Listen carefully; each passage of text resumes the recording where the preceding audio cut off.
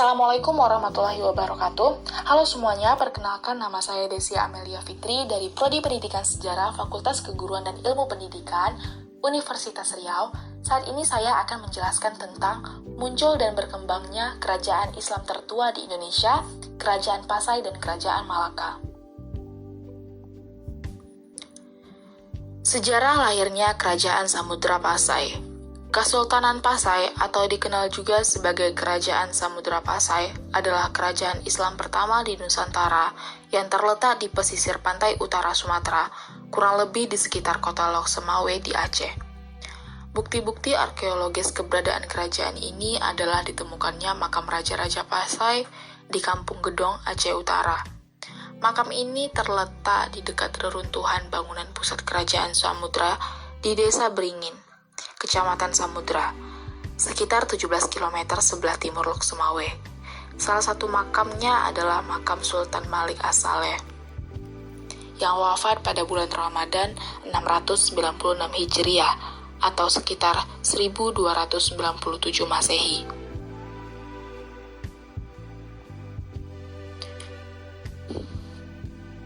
Keberadaan kerajaan ini juga tercantum dalam catatan perjalanan Ibnu Battuta, musafir Maroko yang sempat singgah ke negeri ini pada tahun 1345 Masehi. Kerajaan ini didirikan oleh Merah Silu yang bergelar Sultan Malik As-Saleh. Sekitar tahun 1267, ia sebagai pendiri kerajaan ini diketahui dari tradisi hikayat Raja-Raja Pasai, sejarah Melayu, dan hasil penelitian yang dilakukan para sarjana barat. Asal-usul kerajaan Samudra Pasai juga dapat dilihat menurut kronik Pasai dan sejarah Melayu. Asal-usul kerajaan ini berasal dari mitos yang menceritakan tentang kedua orang tua Merah Silu.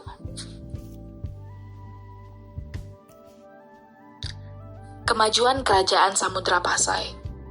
Yang pertama, Samudra Pasai mencapai kejayaan pada abad ke-14. Yang kedua, tokoh terkenal pada masa Kerajaan Samudra Pasai adalah saat pemerintahan Raja Sultan Malik At-Tahir II. Yang ketiga, Kerajaan Samudra Pasai dikenal sebagai pusat penyebaran agama Islam dan pusat perdagangan.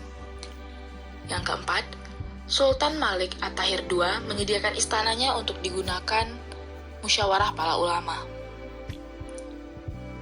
Yang kelima, kerajaan memiliki sikap terbuka dalam berhubungan dengan negara lain. Misalnya hubungan kerajaan dengan Sultan Delhi dari India. Pada pemerintahannya, Ibnu Battuta, seorang pengembara asal Maroko, pernah datang ke kerajaan. Dan yang terakhir, sampai sekarang masih sering ditemukan mata uang emas dan gelang mata delima. Keruntuhan Kerajaan Samudra Pasai. Runtuhnya kekuatan Kerajaan Pasai sangat berkaitan dengan perkembangan yang terjadi di luar Pasai. Tetapi, lebih dititik beratkan dalam kesatuan zona Selat Malaka. Walaupun Kerajaan Islam Pasai berhasil ditaklukkan oleh Sultan asli Mughayat Shah, peninggalan dari kerajaan kecil tersebut masih banyak dijumpai sampai saat ini di Aceh bagian utara. Terjadi beberapa pertikaian di Pasai yang mengakibatkan perang saudara, dan Kesultanan Pasai diruntuhkan oleh Portugal pada tahun 1521. Kehancuran Kerajaan Samudra Pasai. Hancur dan hilangnya peranan Pasai dalam jaringan antarbangsa, yaitu ketika suatu pusat kekuasaan baru muncul di ujung barat Pulau Sumatera, yakni Kerajaan Aceh Darussalam pada abad ke-16. Pasai ditaklukkan dan dimasukkan ke dalam wilayah kekuasaan Kerajaan Aceh Darussalam oleh Sultan Ali Mughayat Shah, dan lonceng Cakradonya, hadiah dari Raja Cina untuk Kerajaan Islam Samudra Pasai, dipindahkan ke Aceh Darussalam, atau sekarang kita kenal dengan Banda Aceh. Raja-raja Kerajaan Samudra Pasai. Berikut nama-nama raja yang pernah memerintah Kerajaan Samudra Pasai, di antaranya yaitu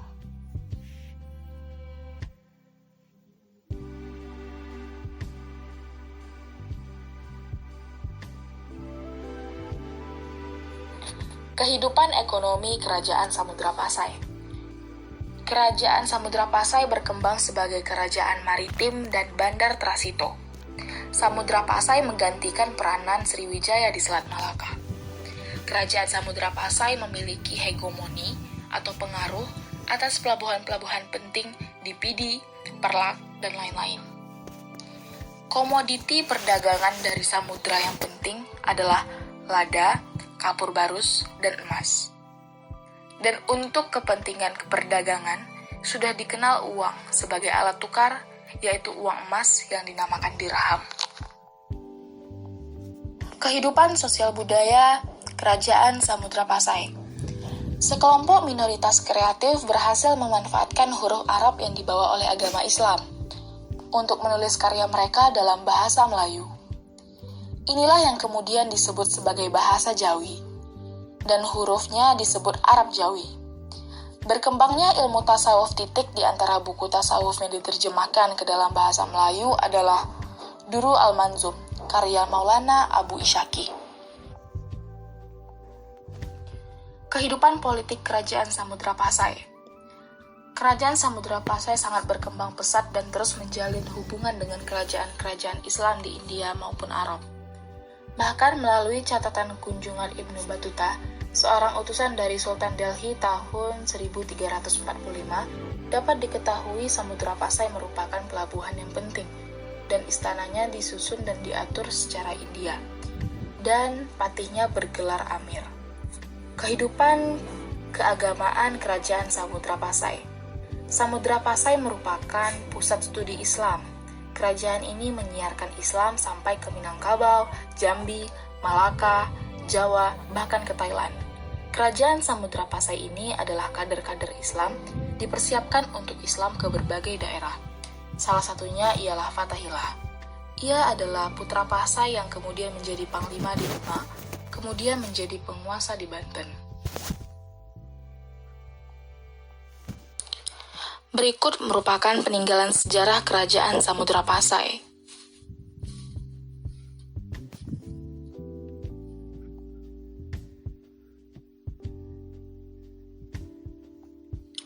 Sejarah berdirinya Kerajaan Malaka. Kerajaan Malaka sekarang termasuk wilayah negara Malaysia. Tetapi karena Malaka memainkan peran penting dalam pertumbuhan kerajaan-kerajaan Islam di Indonesia, maka Kerajaan Malaka perlu dibahas dalam sejarah Islam di Indonesia. Malaka didirikan melalui 2 kali kekalahan dalam perang yang dialami oleh pendirinya, yaitu Parameswara. Ia merupakan seorang pangeran dari kerajaan Hindu, Sriwijaya, yang menikah dengan seorang putri dari Majapahit, dan kemudian harus turut serta dalam perang saudara yang terjadi di kerajaan Majapahit setelah pimpinannya Hayam Wuruk meninggal dunia. Parameswara yang kalah dalam perang akhirnya melarikan diri ke daerah yang kita kenal sekarang sebagai Singapura dan mendirikan sebuah kerajaan bernama Tumasik. Namun tak lama setelah berdiri, kerajaan ini diserang dan berhasil dikuasai oleh armada laut Majapahit. Untuk yang kedua kalinya, Parameswara kalah dalam peperangan yang ia alami. Melihat kerajaannya hancur begitu saja, akhirnya Parameswara memutuskan melarikan diri dan mencari daerah sebagai harapan baru untuk kedua kalinya. Setelah mencari-cari, akhirnya Parameswara memutuskan untuk mendirikan sebuah kerajaan di Semenanjung Malaya. Kerajaan ini kemudian dikenal sebagai Kerajaan Malaka. Dengan semangatnya yang baru, Parameswara kemudian berupaya untuk mengembangkan kerajaannya dengan membangun sebuah pelabuhan sebagai pusat perdagangan, mengingat lokasi Kerajaan Malaka berada di lokasi yang strategis. Dari pelabuhan inilah, harapan untuk Malaka yang maju jaya muncul. Pedagang dari bangsa-bangsa hebat pada masa itu, seperti Gujarat, Arab, Tiongkok, dan sebagainya bermunculan di pelabuhan Malaka. Pembangunan pelabuhan ini kemudian yang menjadi faktor utama kejayaan Kerajaan Malaka. Bermunculan pedagang-pedagang dari Arab dan Gujarat yang notabene sebagian besar beragama Islam, menyebabkan perekonomian kesultanan semakin naik, dan agama Islam juga semakin kental di wilayah Kesultanan Malaka.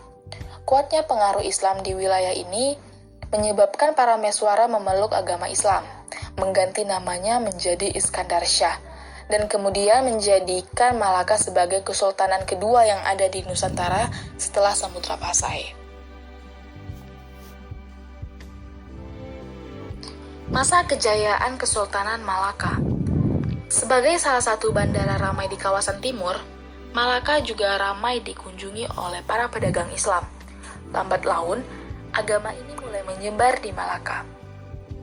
Dalam perkembangannya, raja pertama Malaka, yaitu Parameswara, akhirnya masuk Islam pada tahun 1414 Masehi. Dengan masuknya raja ke dalam agama Islam, maka Islam kemudian menjadi agama resmi di kerajaan Malaka, sehingga banyak rakyatnya yang ikut masuk Islam. Selanjutnya, Malaka berkembang menjadi pusat perkembangan agama Islam di Asia Tenggara, hingga mencapai puncak kejayaan di masa pemerintahan Sultan Mansur Shah, yaitu pada tahun 1459 hingga 1477. Kebesaran Malaka ini berjalan seiring dengan perkembangan agama Islam. Negeri-negeri yang berada di bawah taklukan Malaka banyak yang memeluk agama Islam. Untuk mempercepat proses penyebaran Islam, maka dilakukan perkawinan antar bangsa dan keluarga. Malaka juga banyak memiliki bayaran yang berasal dari Jawa. Selama tinggal di Malaka, para tentara ini akhirnya memeluk Islam.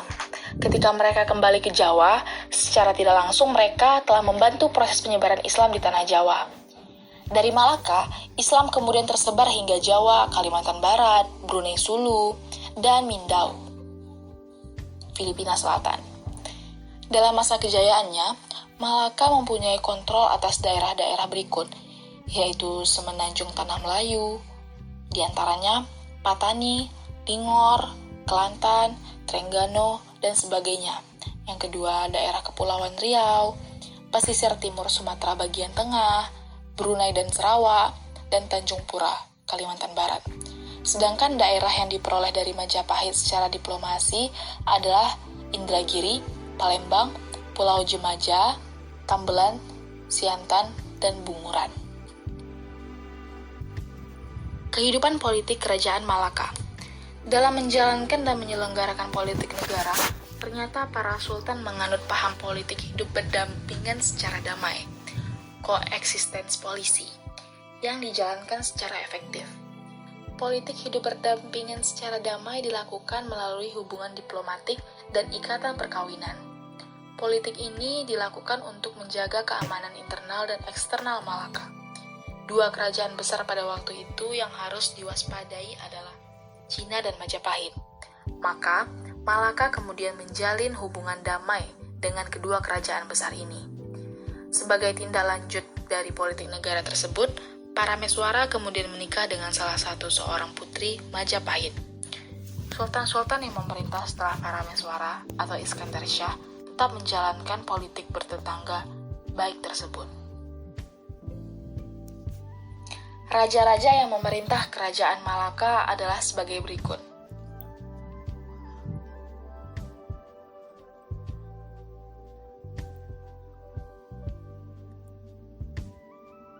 Kehidupan sosial budaya Kerajaan Malaka.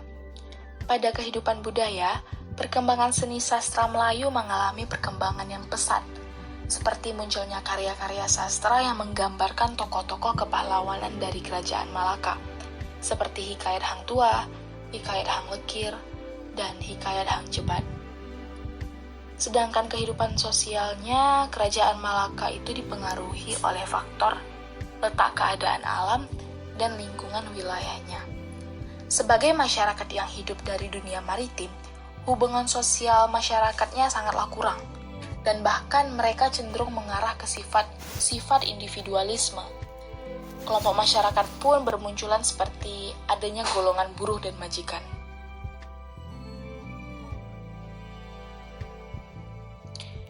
Kehidupan ekonomi Kerajaan Malaka. Malaka memungut pajak penjualan, bea cukai barang-barang yang masuk dan keluar, yang banyak memasukkan uang ke kas negara. Sementara itu, raja maupun pejabat-pejabat penting memperoleh upeti atau persembahan dari pedagang yang menjadikan mereka sangat kaya. Suatu hal yang penting dari Kerajaan Malaka adalah adanya undang-undang laut yang berisi pengaturan, pelayaran, dan perdagangan di wilayah kerajaan. Untuk mempermudah terjadinya komunikasi antar pedagang, maka bahasa Melayu dijadikan sebagai bahasa perantara. Runtuhnya Kerajaan Malaka. Akhir Kesultanan Malaka terjadi ketika wilayah ini direbut oleh Portugis, yang dipimpin oleh Alfonso de Albuquerque pada tahun 1511. Saat itu yang berkuasa di Malaka adalah Sultan Mahmud Syah. Usia Malaka ternyata cukup pendek, hanya 1,5 abad. Sebenarnya, pada tahun 1512, Sultan Mahmud Syah yang dibantu Dipati Unus menyerang Malaka, namun gagal merebut kembali wilayah ini dari Portugis. Berikut bangunan peninggalan sejarah Kerajaan Malaka.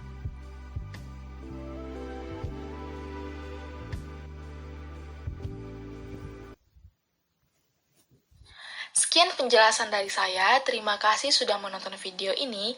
Apabila ada kesalahan, mohon dimaafkan. Assalamualaikum warahmatullahi wabarakatuh.